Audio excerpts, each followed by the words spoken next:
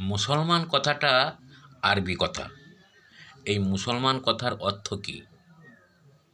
মুসলমান কথার অর্থ হচ্ছে আত্মসমর্পণকারী।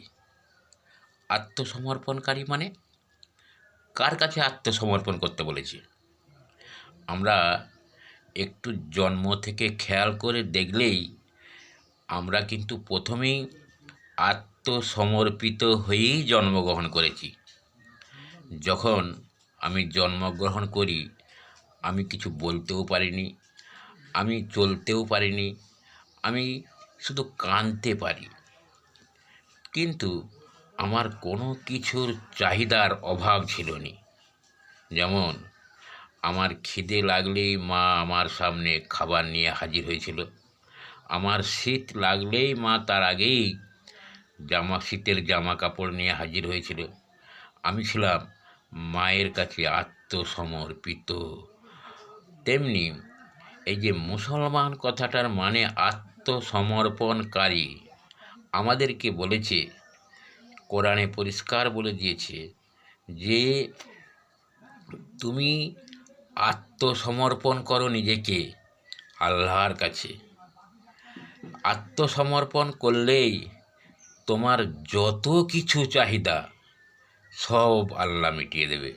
যেমন ছোট্ট শিশুটার কী দরকার তার মা তার আগেই তার কাছে হাজির হয়েছিল, সেরকম আত্মসমর্পণ করলেই আমরা কিন্তু আমাদের সমস্ত জিনিস, আমাদের চাপা সব আল্লাহ আমাদের মাথার সামনে এসে হাজির হয়ে যাবে।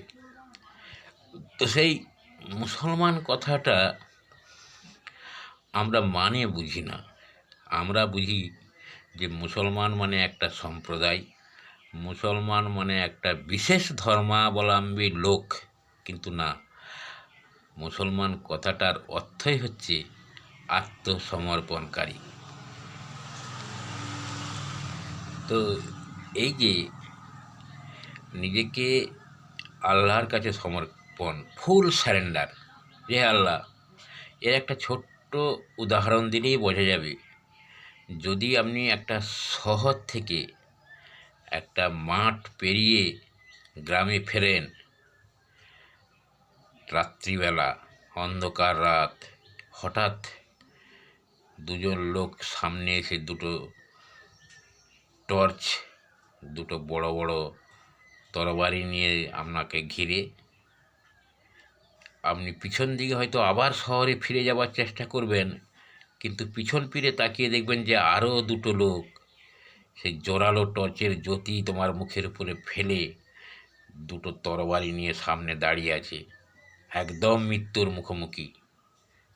তখন তোমার কিচ্ছু করার থাকেনি, তখন তুমি বলো, হে আল্লাহ তুমি রক্ষা করো। এই হচ্ছে আত্মসমর্পণ।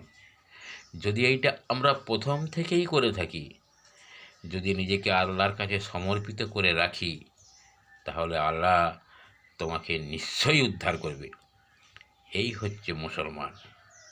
মুসলমান মানে কোনো একটা বিশেষ জাত, বিশেষ একটা ধর্ম নয়। মুসলমান মানে হচ্ছে আত্মসমর্পণকারী। ধন্যবাদ।